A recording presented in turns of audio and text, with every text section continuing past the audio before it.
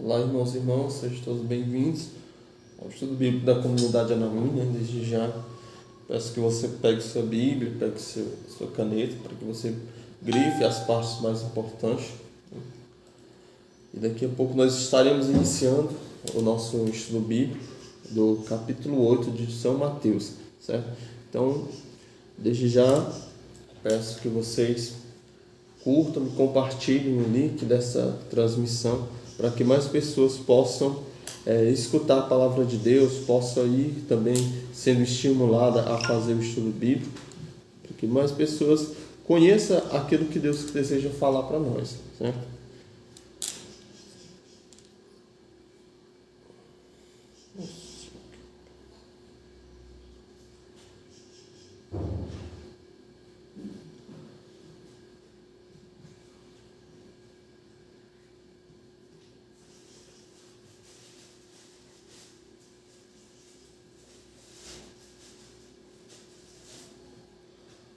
Vamos lá iniciar, clamando a ação do Espírito Santo sobre nós.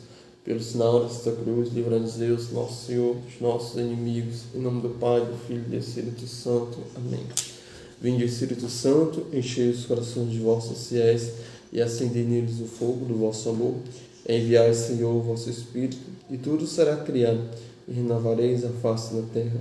Oremos, ó Deus, que instruíste os corações de vossos fiéis com a luz do teu Espírito Santo. Fazer que apreciemos corretamente todas as coisas, segundo o mesmo Espírito, e gozemos sempre de suas consolações. Por Cristo, Senhor nosso. Amém. Senhor, aumentai em nós a fé, e fazei brilhar em nossos corações a luz do teu Espírito Santo. Amém. Vem, Espírito Santo, pela intercessão de Nossa Senhora, iluminai as nossas mentes, os nossos corações, dai-nos discernimento e sabedoria. Nós vos pedimos, em nome do Pai, do Filho e do Espírito Santo. Amém. Capítulo 9 tem o primeiro tema, cura de um paralítico. E entrando em um barco, ele atravessou as águas e foi para a sua cidade. Aí trouxeram um paralítico deitado numa cama. Jesus, vendo a sua fé, disse ao paralítico: tem ânimo, meu filho, os teus pecados te são perdoados. Ao ver isto, alguns dos escribas diziam consigo: blasfema. Mas Jesus, conhecendo os sentimentos deles, disse: por que tendes estes maus sentimentos em vossos corações? Com efeito, o que é mais fácil dizer: teus pecados são perdoados, ou dizer: levanta-te e anda? Pois bem, para que saibais que o Filho do Homem tem poder na terra de perdoar os pecados, disse então ao paralítico: levanta-te, toma a tua cama e vai para casa. Ele se levantou e foi para casa. Vendo o ocorrido, as multidões ficaram com medo e glorificavam a Deus, que deu tal poder aos homens. Podemos destacar aqui algumas coisas. Jesus, ele diz primeiro ao paralítico: tem de ânimo, teus pecados te são perdoados. Jesus, primeiramente, ele queria curar a alma daquele paralítico, porque também para os antigos, as nossas enfermidades eram castigo dos nossos pecados. Então, teoricamente, Jesus, limpando aquele pecado, tirando o pecado daquele homem, aquele homem voltaria a andar. Então, os fariseus, eles começam a dizer que Jesus está blasfemando. Jesus vai então lhes indagar: o que é mais fácil dizer, teus pecados te são perdoados, ou levanta-te e anda? O mais fácil dizer: teus pecados estão perdoados, porque a pureza dos nossos pecados, ela é interior, os outros não a veem. Mas mais difícil é dizer: levanta-te, toma o teu leito e vai. Então, se Jesus fez o mais difícil, que era um milagre pela natureza, fazer com que o paralítico voltasse a andar ou começasse a andar, e aí, por perceber o poder que Jesus tinha, até de fazer com que o paralítico andasse, então se subentende que Jesus tinha o poder ainda de curar, aliás, de perdoar os pecados. E outra coisa que a gente tem que destacar aqui, vendo o ocorrido, as multidões ficaram com medo e glorificaram a Deus, que deu tal poder aos homens. O Evangelho de São Mateus, ele foi escrito, após todos esses acontecimentos. E aí, glorificavam a Deus por ter dado tal poder aos homens. Ou seja, esse poder também foi transmitido aos ministros de Cristo, né? Aos sacerdotes, aos apóstolos que vieram depois dele. Então, para que a gente compreenda que também os homens têm este poder, né? Não qualquer um, né? Mas o sacerdote, aquele que é ungido, né? Aquele que é selecionado para isso. Então, que a gente não fique, né, com aquele vão pensamento, né? Não, o pessoal, o padre é pecador, não tem o poder de perdoar pecados. Naquela época já o pessoal já glorificava a Deus por ter entendido que Deus deu tal poder aos homens, certo? Chamado de Mateus, versículo 9.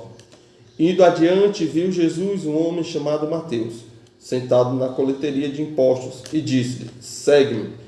Este, levantando-se, o seguiu. Esse Mateus é o mesmo Mateus aqui, o autor do Evangelho.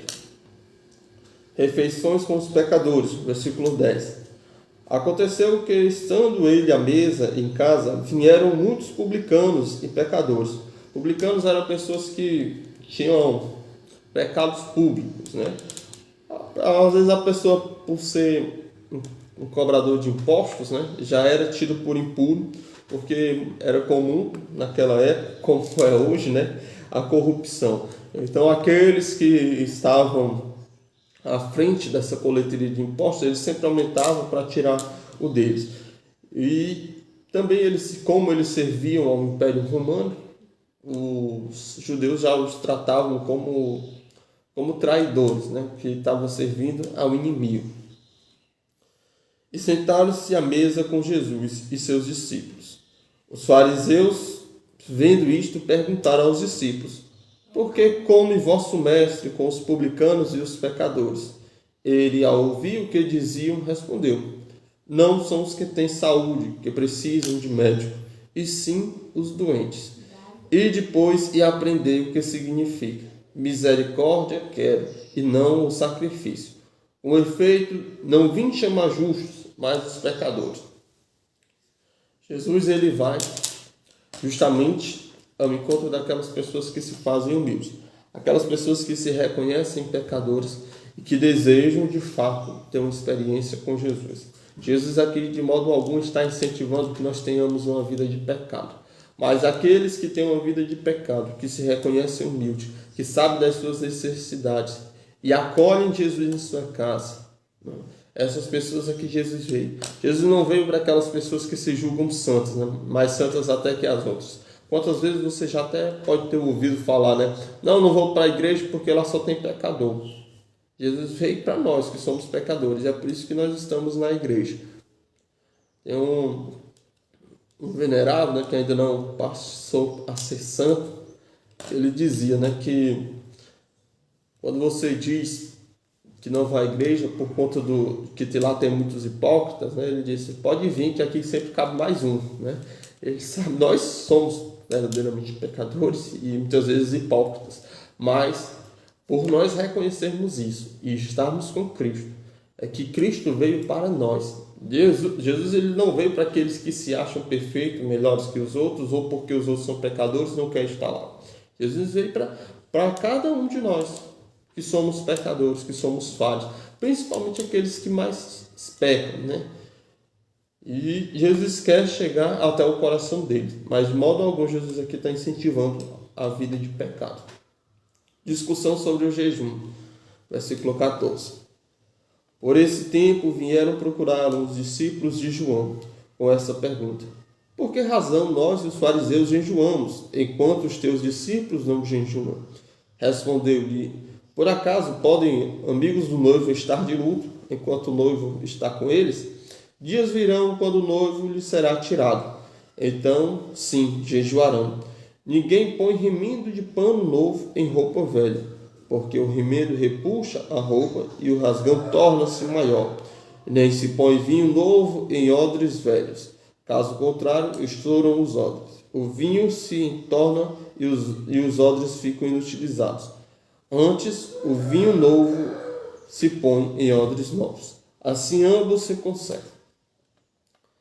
Jesus ele não veio fazer remendos, né? Ele não veio colar de qualquer jeito.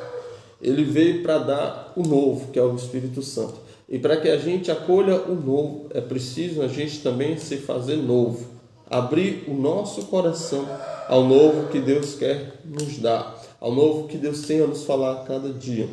E aí quando Jesus fala aqui, dias virão que o noivo será tirado e eles jejuarão. Jesus fala claramente da sua morte. Naquela época os discípulos não poderiam jejuar porque o próprio Jesus estava com ele, não havia necessidade. Mas a partir do que Jesus foi tirado, foi morto, mesmo já temos a certeza que Jesus está ressuscitado, mas nós devemos jejuar, devemos fazer penitência, buscar o controle do nosso corpo, para que também controlamos os nossos impulsos carnais. Lá, cura de uma hemorroísa e a ressurreição da filha de um chefe. Enquanto Jesus lhes falava sobre essas coisas, veio um chefe e prostrou-se diante dele, dizendo: minha filha acaba de morrer, mas vem, impõe a mão e ela viverá. Levantando-se, Jesus o seguiu, juntamente com os seus discípulos. Enquanto ia, certa mulher que sofria de um fluxo de sangue, fazia 12 anos, aproximou-se dele por trás e tocou-lhe a orla do manto, pois dizia consigo: será bastante que eu toque em seu manto e ficarei curado. Jesus, voltando-se e vendo, disse: ânimo, minha filha, tua fé te salvou. Desde aquele momento a mulher foi salva. Jesus, ao entrar na casa do chefe, vendo os flautistas e a multidão o alvoroço, disse: retirai-vos todos daqui, porque a menina não morreu, dorme. E caçoavam dele. Mas assim que a multidão foi removida para fora, ele entrou, tomou-o pela mão e ela se levantou. A notícia do que aconteceu espalhou-se por toda aquela região. O chefe da sinagoga, em algumas passagens vai dizer que o nome dele era Jairo, ele já sabia que a sua filha estava morta.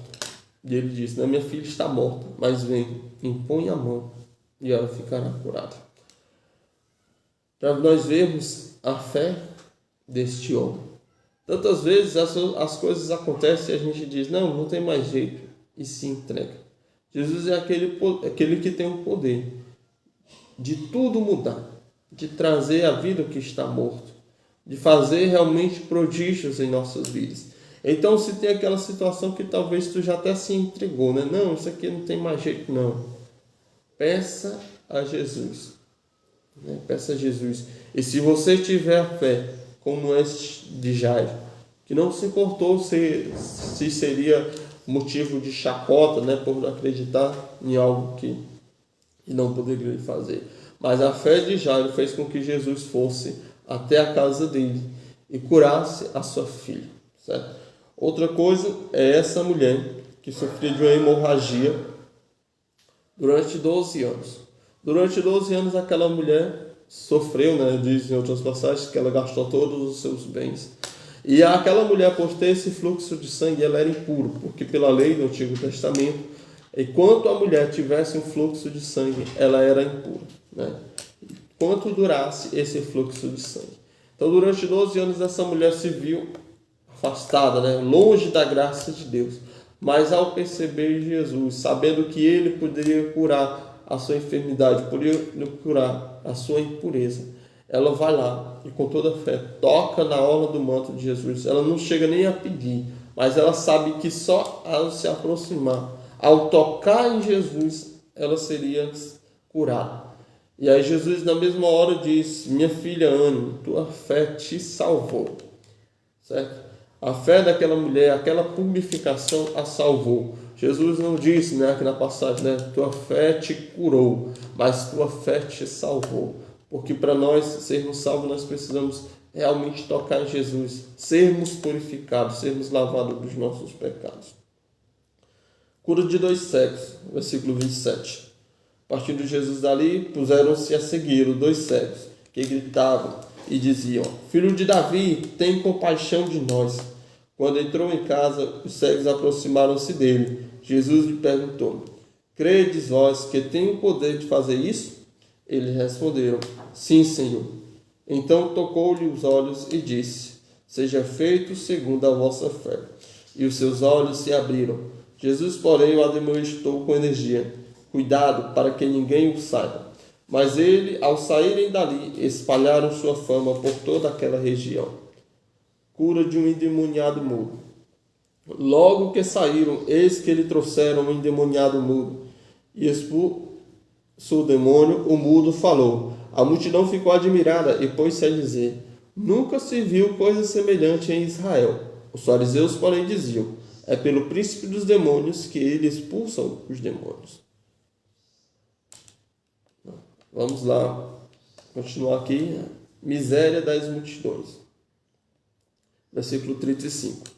Jesus percorria todas as cidades e povoados, ensinando em suas sinagogas e pregando o evangelho do reino, enquanto curava toda sorte de doenças e enfermidades.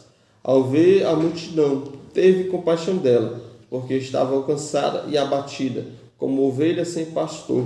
Então disse aos seus discípulos: a colheita é grande, mas poucos os operários. Pedi ao Senhor da colheita que envie operários para a sua colheita. Ainda hoje, palavra da salvação, glória a vós, Senhor. Ainda hoje, a messe é grande, a colheita é grande, e poucos são os operários. Poucos são aqueles que se colocam à disposição, ao serviço do Senhor. Hoje nós vivemos ainda neste campo onde há muita colheita, há muita gente necessitada de palavras, principalmente numa época dessa que nós estamos vivendo, uma época de pandemia, em que muitas pessoas perderam a fé, muitas pessoas estão com quadros de depressão, ansiedade, e poucas pessoas para verdadeiramente chegar e falar uma palavra, fazer um acompanhamento, fazer uma oração por essas pessoas. Então que possamos nós nos colocarmos a serviço, sermos esses operários, e também pedir a Deus que envie operários para a sua bênção. Amém? Muito obrigado a todos vocês que nos acompanharam até aqui. Não deixe de curtir e compartilhar o link dessa transmissão, ou mesmo o link do canal da comunidade no YouTube, a página da comunidade é a comunidade Anauim no YouTube. Não deixe de curtir, compartilhar e se inscrever também no canal da comunidade. Obrigado a vocês mais uma vez que nos acompanharam. Que Deus nos abençoe e nos guarde em nome do Pai, do Filho e do Espírito Santo. Amém.